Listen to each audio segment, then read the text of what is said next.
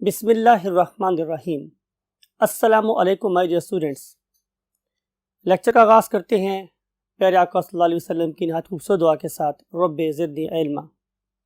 My dear students, we have gone through the topic of DNA sequencing और इस purpose के लिए आपको पता है कि हम लोगों ने दो मेथड को डिस्कस किया था। One of them was Maxam and Gilbert method and other one was Frederick Sanger method. इन सारे मेथड्स को हमने कल स्टडी किया था on the basis of manual approach, यानी कि वो सारा काम हमें खुद अपने हाथों से करना पड़ता था।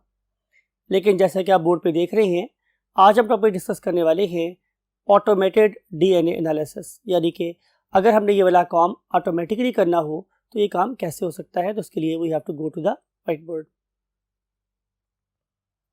यस माय डियर स्टूडेंट्स, आप लोगों की बुक का चैप्टर नंबर 26 और इसका आगे 2.4 लेक्चर बनता है। ये जैसे डिस्कस किया था हम लोगों ने कि मैनुअल मेथड हमारे पास मैक्सम गिलबर्ट ने दिया सबसे पहले, और उसके तकरीबन कोई 2 साल के बाद फ्रेडरिक सांगर ने अपना मेथड प्रपोज किया।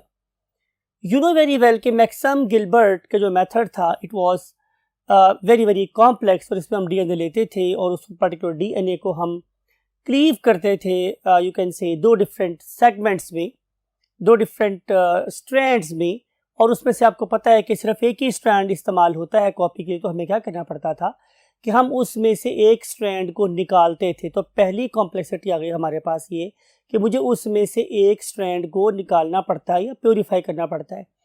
फिर उसके बाद माय डियर स्टूडेंट्स, हम लोग क्या करते हैं कि उस एक सिंगल प्योरीफाइड स्ट्रैंड को हम डिफरेंट पॉइंट से क्लीव करते हैं। वी वर इनडेफिनेट कि ये क्लीविंग किस पॉइंट से हो रही है। फिर उसके बाद हम इसके अंदर यू कैन से डिफरेंट मेथड इस्तेमाल करते थे, और ए को लेडर ट्यूब में डालते थे और ए प्लस जी को सेपरेट में डालते थे, जी को लेडर डालते थे और जी प्लस सी को सेपरेट में डालते थे, और फिर उसके बाद हम उसकी रेडियो ऑटोग्राफी करते थे और रेडियोग्राफ को एनालिसिस करते थे। It was a very very complex process. उसके तकरीबन फिर 2 साल के बाद फ्रेडरिक सांगर ने हम लोगों को एक मेथड दिया, और ये जो मेथड था हमारे पास माय डियर स्टूडेंट्स, इसके अंदर आपको पता है कि हम दोनों स्ट्रैंड इस्तेमाल कर सकते थे और प्राइमर भी हम इस्तेमाल करते हैं। इसके लिए हमने यहाँ पे एक मिक्सचर आप लोगों के लिए सामने लिख रखा है कि जो मटेरियल्स रिक्वायर्ड होते हैं उसमें वेरिएबल डीएनए का टेम्पलेट चाहिए होता है, हमें प्राइमर्स चाहिए होते हैं, डीएनटीपीस चाहिए होते हैं, डीडीएनटीपीस चाहिए होते हैं, पढ़े लिखे बच्चे हैं, डाई डीऑक्सी, और इसका पर्पज़ जो था वो यहाँ पे ब्रेक सप्लाई करना था, इसको रोकना था। और इस पर्टिकुलर डीडीएनटीपीस की वजह से ही बेसिकली ये वाला मेथड बहुत ज़्यादा तेज़ी से क्या हो गया, उसने अपनी रूट्स पकड़ ली और ये ज़्यादा फेमस भी हो गया। और फिर इस वाले केस में हमें जो डीएनए टेम्पलेट हैं उसके दोनों के दोनों डीएनए जो स्ट्रैंड्स थे वो इस्तेमाल हो जाते थे, तो लिहाजा कम टाइम में हम ज़्यादा अमाउंट में डीएनए को एम्पलीफाई कर सकते थे। फिर इसके अलावा हम इसे वाटर डालते हैं और मैग्नीशियम क्लोराइड डालते हैं, बिकॉज ये बाइंडिंग में हेल्प कर रहा होता है। और इस सारे मिक्सचर की जान कौन है? Taq polymerase. इसलिए मैंने इस सारे के साथ बहुत बोल्ड करके थर्मस एक्वाटिकस पॉलीमरेज एंजाइम का नाम रख दिया है, बिकॉज कि वेरी वेल ये जो पॉलीमरेज एंजाइम है, ये वाला डीएनए पॉलीमरेज एंजाइम, इसका सोर्स हॉट स्प्रिंग में पाया जाने वाला बैक्टीरिया जिसका नाम है थर्मस एक्वाटिकस। तो ये सारी फाउंडेशन बनाने का बताने का मकसद हमारे पास ये था कि आपको पता चले कि जो हमारे यू कैन से रिसर्च साइंटिस्ट थे उन्होंने कितनी मेहनत के साथ ये दो मेथड डिज़ाइन किए और इसकी कॉम्प्लेक्सिटीज़ को फेस किया, और फिर आहिस्ता आहिस्ता आहिस्ता आहिस्ता ये जो मेथड था कौन सा वाला सांगर का मेथड, ये ज़्यादा पॉपुलर होता चला गया because it was less complex, it was more reliable. फिर हमने इसी पर्टिकुलर मेथड को हमने कन्वर्ट कर दिया, looking at its you can से एफिशिएंसी, हमने इसको कन्वर्ट कर दिया इनटू एन ऑटोमेटेड सिस्टम। इसका मतलब ये होगा कि अगर हम method use by automated system की बात करेंगे तो वो भी डेफिनेटली हमारे पास एफ सांगर का ही मेथड है या फ्रेडरिक सांगर का ही मेथड है, राइट। और इस पर्टिकुलर मेथड को जो हमने ऑटोमेट किया तो उसका हमें फ़ायदा क्या हुआ? उसका फ़ायदा ये होगा कि ये बहुत ज़्यादा एक्यूरेट हो गया, क्योंकि आपको याद है जब हम रेडियो ऑटोग्राफ को पढ़ते थे तो रेडियो फोटोग्राफ को पढ़ते थे, तो उस वक्त हम लोगों को काफ़ी डिफ़िकल्टी का सामना करना पड़ता था। ज़ाहिर हमें स्केल यूज़ करना पड़ता था, स्केल की ज़रा सी जो मूवमेंट थी वो सीक्वेंस को ख़राब कर सकती थी। तो अब इस वाले केस में ऐसी कोई प्रॉब्लम नहीं है और हम बहुत तेज़ी से इस सिस्टम को क्या कर सकते हैं, रीड कर सकते हैं। तो इसके दो बड़े एडवांटेज हैं। नंबर 1 कि ये बहुत ज़्यादा एक्यूरेट है और नंबर 2 कि ये बहुत ज़्यादा स्पीडी मेथड है। आइए हम इन दो सिस्टम्स को आपस में कंपेयर करके देखते हैं कि मैनुअल मेथड में और ऑटोमेटेड मेथड में क्या फ़र्क है। तो सबसे पहला मेरे पास जो डिफरेंस आ रहा है वो क्या है, वो रेडियो लेबल्स हैं। इस वाले केस में हम लोग रेडियो लेबल इस्तेमाल करते हैं और ऑटोमेटिक केसेस में हम रेडियो लेबल इस्तेमाल नहीं करते, राइट। इस वाले केस में हमें रेडियोग्राफी की ज़रूरत पड़ती है और इस वाले केस में रेडियोग्राफी की ज़रूरत नहीं पड़ती। इस वाले केस में हम चाहें तो फ्लोरेसेंट डाई इस्तेमाल कर सकते हैं, लेकिन इस वाले केस में हम लोग हमेशा ही फ्लोरेसेंट डाई ही इस्तेमाल करते हैं, राइट। फिर हम चलते हैं डिटेक्टर्स की तरफ। इस वाले केस में आपको पता है कि ये सारा काम हमें खुद करना है, तो इस वाले केस में कोई भी डिटेक्टर, किसी किस्म का डिटेक्टर भी इस्तेमाल नहीं होता। इसमें डिटेक्टर्स हमारी अपनी हाथ, हमारे अपने रूलर्स और हमारी अपनी स्किल्स ही होती हैं, तो इस लिहाज से इसलिए हम इसे मैनुअल मेथड का नाम देते हैं। तो in case of manual method there is no use of any sort of detector, but in case of automated machine we have to rely on detector. और डिटेक्टर्स जो है आपको पता है, चूंकि ये मैकेनिकल होते हैं और केमिकल बेस्ड होते हैं, तो किसी भी सूरत में इनएक्यूरेसी शो नहीं करवाते। फिर हम चलते हैं टेस्ट ट्यूब की तरफ। इस वाले केस में आपको पता है कि हमें कम से कम जो है वो 4 ट्यूब्स चाहिए होती है, बल्कि 5 ट्यूब्स चाहिए होती है। 5वीं ट्यूब हम क्या करते हैं, कोई बच्चा आप में से बता सकता है? तो आंसर इज यस, हम उसके अंदर लोड करते हैं अपनी जो कैसे particular DNA ladder.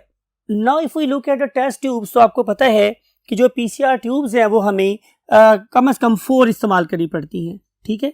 4 to 5 tubes इस्तेमाल की जा सकती हैं, डिपेंडिंग अपॉन कि आप लोगों के पास कितने न्यूक्लियोटाइड का सीक्वेंस आप लोगों को दरकार है, क्योंकि जरूरी है कि हम चारों के चारों सीक्वेंस देखें। बाद वक्त हम एक स्पेसिफिक न्यूक्लियोटाइड की प्रेजेंस के लिए 1 या 2 ट्यूब भी रन कर सकते हैं।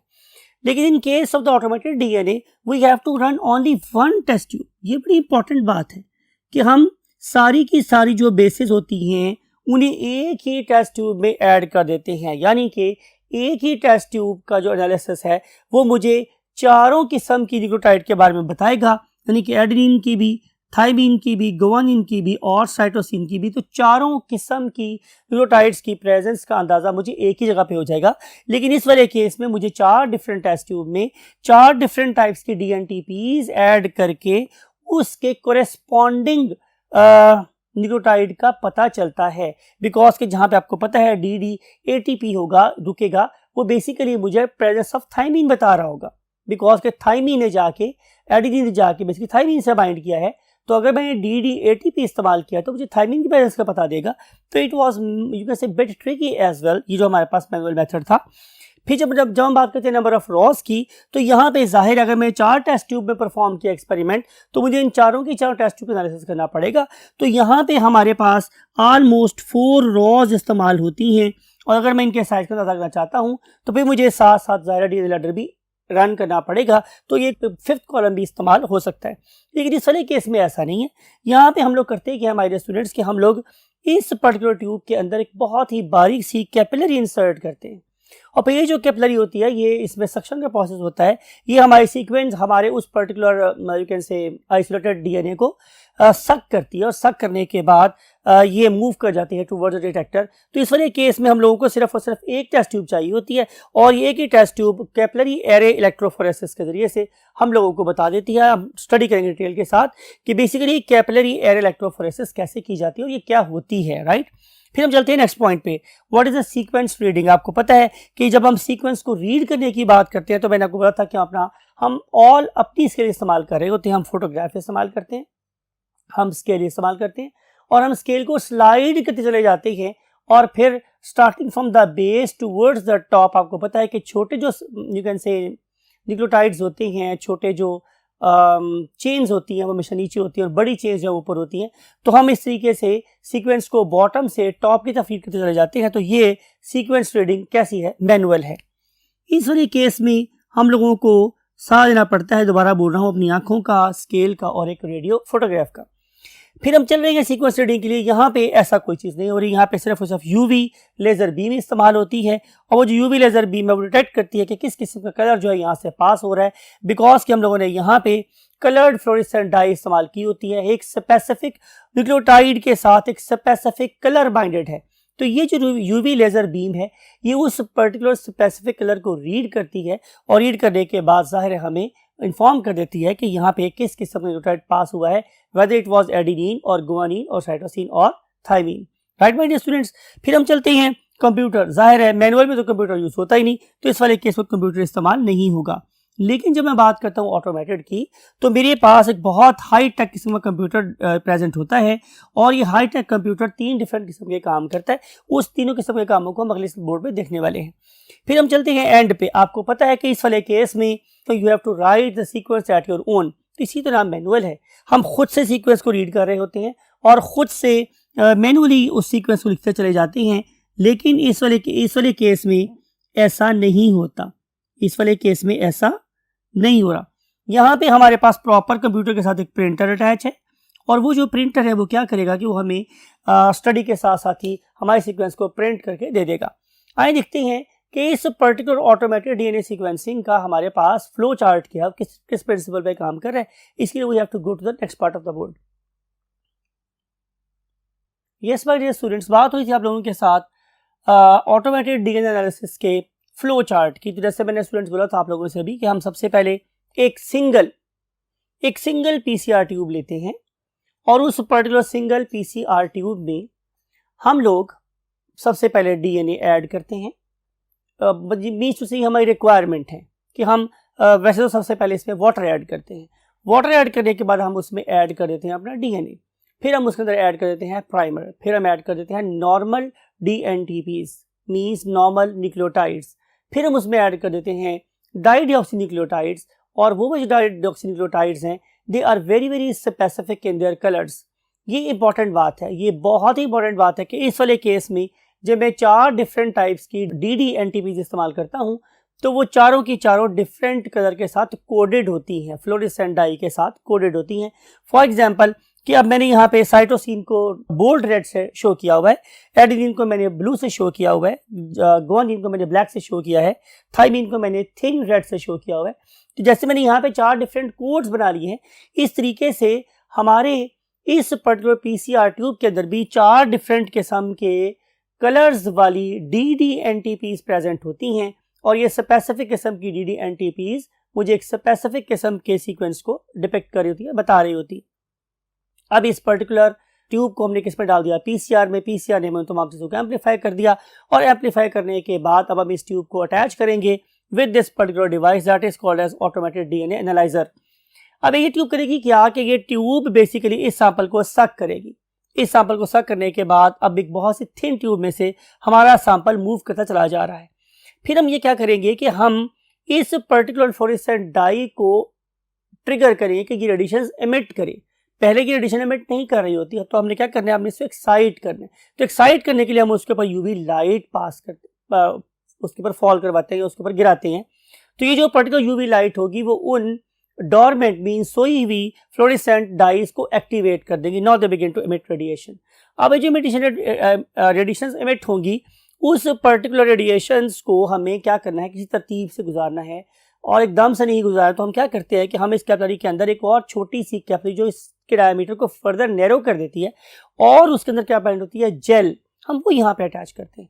उस पर्टिकुलर बहुत ही नैरो सी जेल वाली ट्यूब के अंदर से अब स्लोली आहिस्ता आहिस्ता ये वाला सैंपल, समझ लें मैं आप लोगों की समझ के लिए बोल रहा हूँ कि 1 बाय 1 गुजर रहा होता है। Although it is not true, लेकिन आपको समझाने के लिए कि ये काफ़ी स्लोली वहाँ से पास हो रहा होता है। और उस पर्टिकुलर स्लोली पासिंग सैंपल के ऊपर हम लोग क्या फॉल करवाते हैं, laser beam. Laser beam basically उस पर्टिकुलर फ्लोरेसेंट डाई को डिटेक्ट करवाता है through by means of a detector. तो उस पर्टिकुलर डिटेक्टर में चेंज आने के बाद इस पर्टिकुलर डिटेक्टर के साथ अटैच है एक बहुत ही हाई टेक कंप्यूटर, और ये जो हाई टेक कंप्यूटर है क्या करेगा, ये 3 काम करेगा। नंबर 1, वो इसमें यू कैन से जनरेट होने वाले सिग्नल को रीड करता है कि यहाँ पे कौन सी वेवलेंथ जनरेट हुई है, वो उसको रीड करेगा, और रीड करने के बाद एक स्पेसिफिक कलर को जो प्रिंटेबल होगा असाइन कर दिया जाएगा। जरूरी नहीं है कि जो कलर यहाँ है वो प्रिंटिंग में भी वही आ रहा हो, कोई जरूरी नहीं है।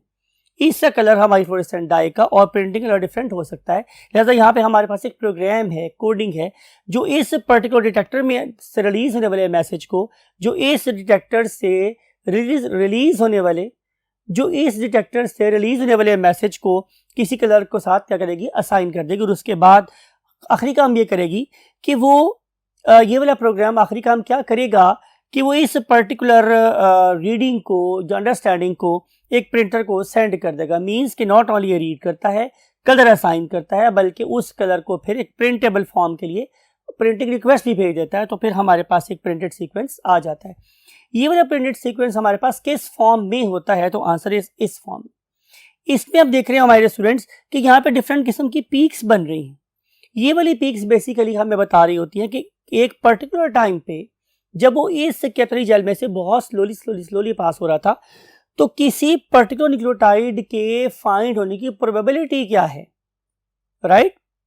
ज्यादा प्रोबेबिलिटी हो तो हम ज्यादा श्योर होते हैं कि यहाँ पे यही न्यूक्लियोटाइड प्रेजेंट होगा। अगर पीक फीबल होती है, कमजोर होती है, तो ज़ाहिर हम थोड़े से उसके बारे में क्या हो सकते हैं, अनश्योर हो सकते हैं, हमें प्रॉब्लम हो सकती है। तो फॉर एग्जांपल जैसे यहाँ पे नजर आ रहा है कि यहाँ पे मैंने 4 डिफरेंट किस्म के कोड्स इस्तेमाल किए हैं। जैसे मैंने बोला था साइटोसिन के लिए रेड इस्तेमाल किया है, कौन सा वाला, थिक वाला, और थाइमिन के लिए मैंने थिन रेड इस्तेमाल किया है, और ब्लू के लिए एडेनिन के लिए ब्लू, और गुआनिन के लिए मैंने ब्लैक कलर इस्तेमाल किया है। तो ये वाली पीक्स यहाँ पे बनती चली जा रही होती हैं, और हम इस पर्टिकुलर पीक को रिलेट कर सकते हैं डेफिनेटली डिफरेंट यू कैन से न्यूक्लियोटाइड्स के साथ। फॉर एग्जांपल जहाँ जहाँ ब्लू है वहाँ पे आप देख रहे हैं कि हमने इसको ब्लू ए लिखा हुआ है, राइट? तो ये इस तरतीब से लिखा नहीं जा रहा, तो ये साथ साथ चल रहा होता है, ये साथ साथ पैटर्न सारा बनता चला जा रहा होता है। चारों प्रिंटर्स की जो इंक्स हैं वो ऑन होती हैं, और वो चारों डिफरेंट कलर्स को लिखती चली जाती हैं। तो इस पर्टिकुलर सीक्वेंस को रीड करने के बाद हम लोग इसको कहीं भी अप्लाई कर सकते हैं। हम लोग इससे किसी जीन की प्रेजेंस को देख सकते हैं, किसी जीन की एब्सेंस को देख सकते हैं, जीन में आने वाली एब्नॉर्मैलिटी को हम लोग देख सकते हैं। फिर इसके अलावा हम जैसे डिस्कस किया था हमने, क्या अगर पैटर्निटी कॉन्फ्लिक्ट हो हम उसको डिस्कस कर सकते हैं, और यहाँ पे अगर कहीं कोई फोरेंसिक क्राइम या केस का केस हुआ है तो हम उसको भी देख सकते हैं। तो it has got different applications, और इससे हम इन्फेक्शंस और इन्फेक्शियस एजेंट्स की प्रेजेंस को पता लगा सकते हैं। तो it is a very useful device, not only in the field of you can say biotechnology but also in the field of medical sciences. अल्लाह ताला इन तमाम इन्फॉर्मेशन को यूज़ करके आप लोगों को वो वाइटल मार्क्स दे जो आप लोगों को मेडिकल कॉलेज में पहुंचा दे। इसी दुआ के साथ मैं चाहता हूँ आप लोगों से इजाज़त। अल्लाह हाफ़िज़।